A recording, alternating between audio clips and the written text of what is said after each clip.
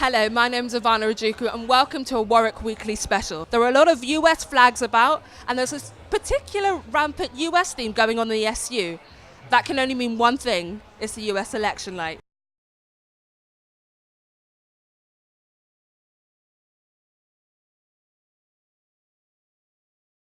Yes, after months of campaigning, hundreds of rallies, the US election campaign has now come to the end.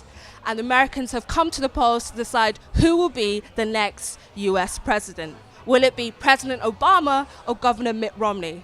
And what proves to be a very tight race with them neck and neck at the polls, this is going to be one exciting and very long night. Well, a lot of the policies that Romney Ryan are proposing are broken. There are problems with them. The challenges America has to be work with Congress, and Obama can't work with Congress. As tens of millions of Americans headed to cast their vote, hundreds of Warwick students came to the SU to watch the election night unfold in support of their favourite candidate. Although the Romney-Obama split was not as close as that amongst the American public, many students were quick to share their doubts and concerns over the two candidates.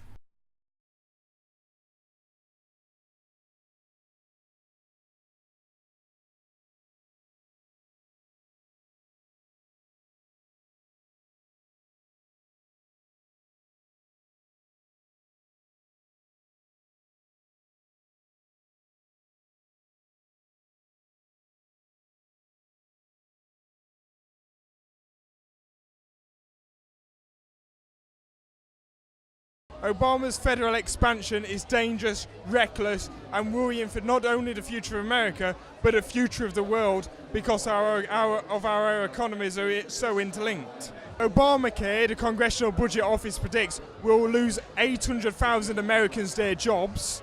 Right? As an individual mandate, Romney cares at state level, cares for the state. However, while some Romney supporters were critical of the slow economic recovery under the Obama administration, by trying to project a much closer affiliation with Israel during the course of the campaign in an effort to try to win over those votes. Obama's original stimulus package was a good move, and economic growth responded to it when it was passed, but it was too small and it didn't stay in the economy for long enough. Once it came out of the economy, Obama came back looking for more stimulus, but that American Jobs Act passed this bill right now.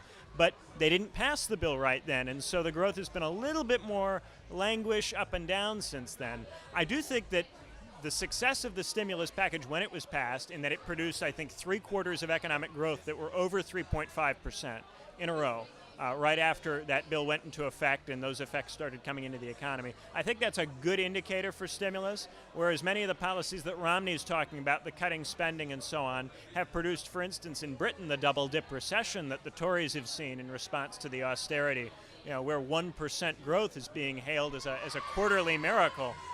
We're getting 1% growth in the United States right now, and everyone's calling it horrible.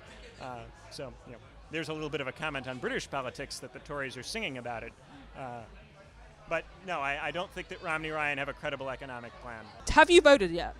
I actually decided not to vote because of the way the Electoral College system works, where all of the votes in the given states go over to the candidate, even if 49% of the population votes for the other guy. So I'm from the state of Indiana, which is a hardcore red state, so I could vote for Obama 1,000 times and it wouldn't make a bit of difference, which is really depressing, actually. In practice, the Electoral College hasn't voted against the popular vote in their states in a very, very long time, many, many decades. However, it is distorting the electoral outcome, because you're getting an electoral vote where whether you win the state 70-30 or 51-49, you get the same number of electoral votes.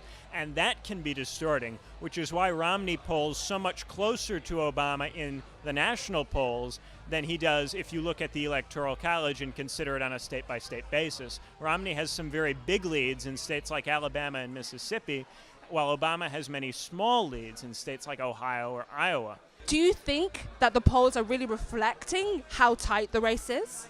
They're not, because they're national polls, and since the election is decided through the Electoral College on this state-by-state level, when Romney runs up popular votes in Alabama by getting 60% or more people on his side, none of that helps him in the Electoral College. None of that contributes to his victory. He could win all of the states that he's ahead in 51-49, and it would be the same thing. So you have to look at the individual state races, and then you also have to look at averages of polls rather than individual polls, because individual polls can have samples that don't reflect the general population. And if you look at poll averages and you look at it on a state-by-state level, Obama comes out with a small but solid lead. So what are the states you think that we really should be looking at right now? I mean, obviously, everyone's been talking about Ohio, but what are the other sort of swing states that are really going to determine who's going to be president? Well, the four zingers that are big enough in population that they can really make an indication are Ohio, Virginia, North Carolina, and Florida. If one of those goes in for Obama, he's pretty much got it locked up. If more than one goes in for Obama, it's over. Go to bed. Unfortunately, we couldn't go to bed as Ben suggested, but his predictions did materialise as Obama won the key swing states of Colorado, Iowa, Nevada, New Hampshire, Virginia, and Wisconsin. Although Romney won the swing state of North Carolina and was able to turn Indiana back to red from 2008, breakthroughs the Republicans hoped for in Pennsylvania and Michigan did not come to pass. In the end, it was the loss of Ohio that ended Romney's chances of the victory, as the state took Obama over the 270 mark to win the presidency for a second